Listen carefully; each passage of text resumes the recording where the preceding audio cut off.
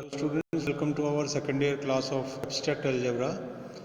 हम cyclic group के बारे में बात कर चुके हैं, उसकी डेफिनेशन समझाया जा चुकी है आपको, और अब हम जो है उससे रिलेटेड कुछ थ्योरम्स कर रहे हैं, जिसमें कुछ थ्योरम्स छोटी भी हैं और कुछ लेंदी भी हैं। पर हमने करना ये है कि पहले हम छोटी थ्योरम्स को बहुत अच्छी तरह से समझने की कोशिश करेंगे, ताकि जो है बड़ी थ्योरम्स में को जब हम लेंगे उसमें तो टुगेदर विथ जो पुराना कंसेप्ट हमने पढ़ा है, इसका अभी पिछले टर्म्स पे पढ़ चुके हैं, और इन थ्योरम्स को साथ साथ यूज़ करके हम बड़ी थ्योरम्स को भी अच्छे से सॉल्व उसको जो है प्रूफ उनका कर पाएंगे। तो अभी जो मैं आपके सामने दो थ्योरम्स लेके आया हूँ, ये कंपेरेटिवली थोड़ी इजी थ्योरम है, पर हमको इन पे बहुत अच्छी तरह ध्यान देना है।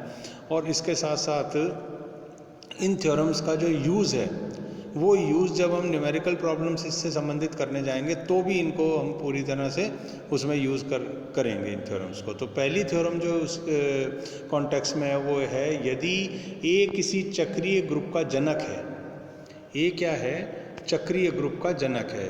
अब रिकॉल कर लें पहले जो बात करी थी अपन ने पहले। चक्रीय ग्रुप क्या था? एक ग्रुप ऐसा जिसको एक सिंगल एलिमेंट से जनरेट किया जा सके, वो चक्रीय ग्रुप है। और फिर ये कहता है कि चक्रीय ग्रुप का जो है एक जनरेटर क्या है? ए है उसका जनरेटर। ठीक है, ए किसी चक्रीय ग्रुप का जनक है, तो ए इनवर्स भी जी का जनक होता है।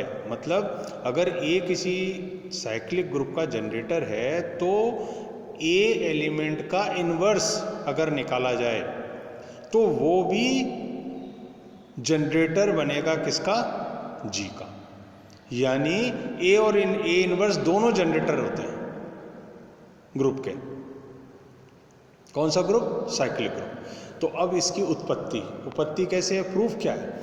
दिया हुआ है GAN। अगर ऐसा लिखा जाता है, इसको अपन कैसे पढ़ते हैं? रिकॉल करते चलें। A cyclic group G which is generated by A. तो G को क्या लिखेंगे? A की power n belonging to Z। तो ये जो इतना सा पोर्शन है, ये क्या है? साइक्लिक ग्रुप G की डेफिनेशन भी है, और इसमें ये भी शो किया गया है कि इस ग्रुप G का जनरेटर क्या है? A है। और G कैसे बना हुआ है? ऐसे बना हुआ है। कैसे बना हुआ है? A की पावर n करके। n क्या है? बिलोंगिंग टू Z, यानी सेट ऑफ इंटीजर्स है। ठीक है, यहाँ तक की बात तो ये हो गई आपकी क्लियर करने के लिए कि भाई ये जो है सारा का सारा ग्रुप की, साइक्लिक ग्रुप की डेफिनेशन है।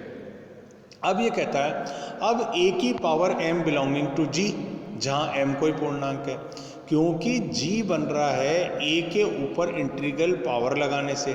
तो हमने कहा कि माना हमने पावर A पे लगाई m, और वो एलिमेंट बिलोंग करेगा किसको?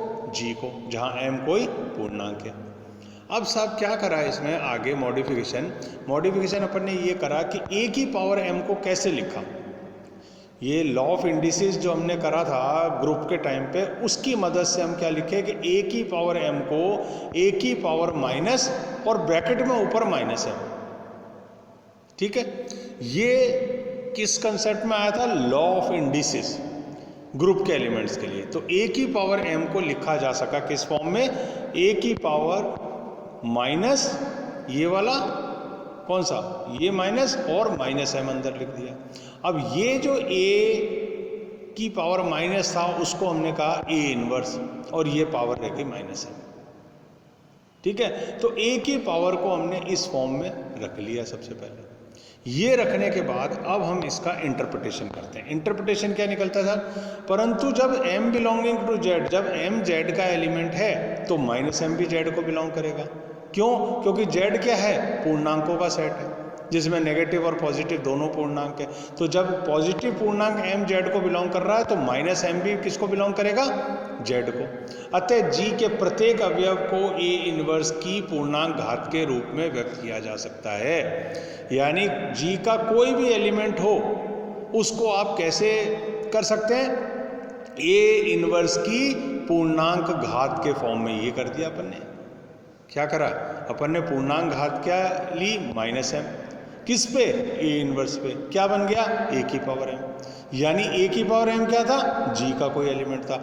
यानी कि हम ये कह पा रहे हैं कि जी का कोई एलिमेंट बनाया जा सकता था ए पे पॉजिटिव पावर लगाकर, और यहां हमने ये बता दिया कि ए का कोई एलिमेंट फिर से, कौन सा? ए की पावर एम टाइप का एलिमेंट को हम फिर से बना सकते हैं एक इनवर्स पे पावर क्या लगा के?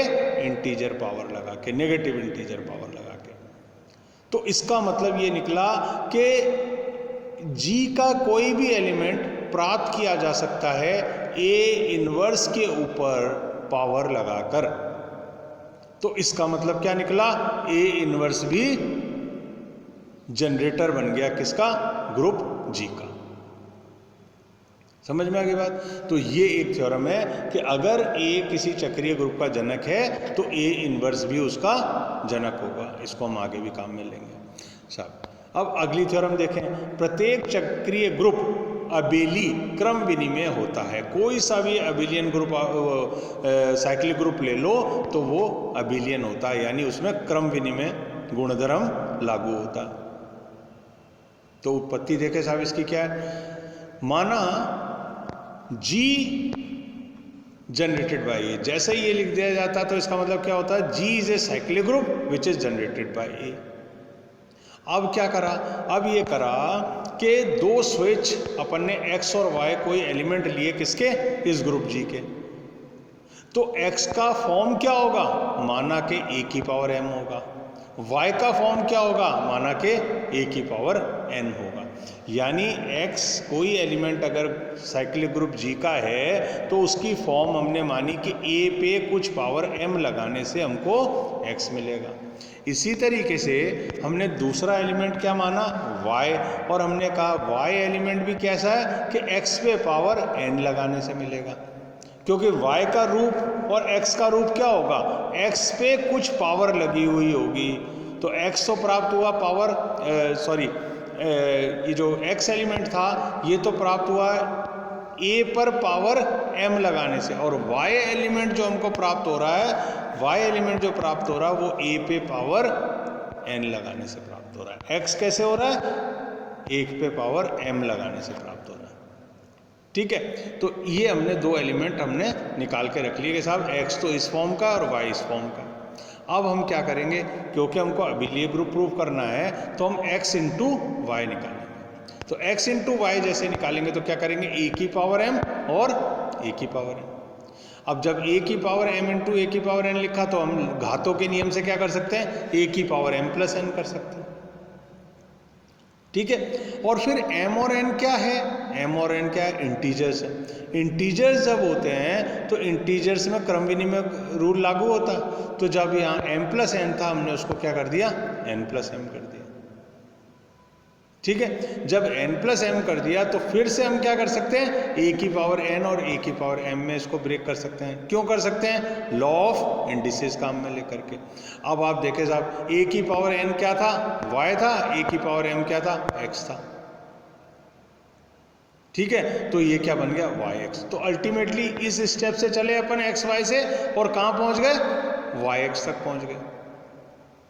यानी कि इससे इंटरप्रिटेशन हमने क्या निकाला कि कोई एलिमेंट xy टाइप का है, जब उसको हम रूल्स फॉलो करते हुए आते हैं और उसको हम yx तक लिख पाते हैं, yx जैसा लिख पाते हैं, तो हमारे को क्या मिलता है कि x और y आपस में कम्यूट हो गए। यानी पहले x रख लो बाद में y रख लो, या पहले y रख लो बाद में x रख लो, सेम आंसर आता है, यानी दोनों इक्वल आते हैं। और जब अबेलियन ग्रुप की डेफिनेशन अभी बताते हैं, पहले आपको भी याद होगी, पर अभी हमने यहाँ पे एक ग्रुप G के लिए जो कि cyclic group generated by A था, उसके लिए कम्यूटेटिव प्रॉपर्टी होल्ड करती हुई दिखा दी। हमने कम्यूटेटिव प्रॉपर्टी होल्ड करती हुई दिखा दी। तो कम्यूटेटिव प्रॉपर्टी अगर किसी ग्रुप में होल्ड करती है तो वो क्या बन जाता है? कम्यूटेटिव ग्रुप बन जाता है। ये कम्यूटेटिव ग्रुप की डेफिनेशन है कि क्लोजर, एसोसिएटिव, आइडेंटिटी, इनवर्स, ये चार प्रॉपर्टी होने के बाद अगर उस ग्रुप G के अंदर कम्यूटेटिव प्रॉपर्टी भी होल्ड करती है तो हम उसको क्या नाम देते हैं साहब? हम उसको नाम देते हैं कि वो ग्रुप कम्यूटेटिव ग्रुप है, क्रम विनिमय ग्रुप है। तो यहाँ पर हम दो एलिमेंट लेके चले, किस X और Y, किसके लेके चले? एक ग्रुप G के जो साइक्लिक ग्रुप है जनरेटेड बाय A, और हमने XY से चालू करा और दिखा दिया कि XY is equal to YX। तो G ग्रुप तो है ही है, साइक्लिक ग्रुप तो है ही है, यानी closure associative identity inverse property तो होल्ड कर ही रही है। एक कम्यूटेटिव प्रॉपर्टी और हमने होल्ड करती हुई दिखा दी। तो नट सेल के अंदर जो ग्रुप जो हमारा G था, cyclic group generated by A, ये कम्यूटेटिव ग्रुप हो गया, क्रम विनिमय ग्रुप हो गया। तो ये दो थ्योरम और आप अच्छे से तैयार कर लें, किसकी? साइक्लिक ग्रुप की। Okay, thanks. अगले टर्न पर अपन जो है कुछ और रिलेटेड थ्योरम्स करेंगे।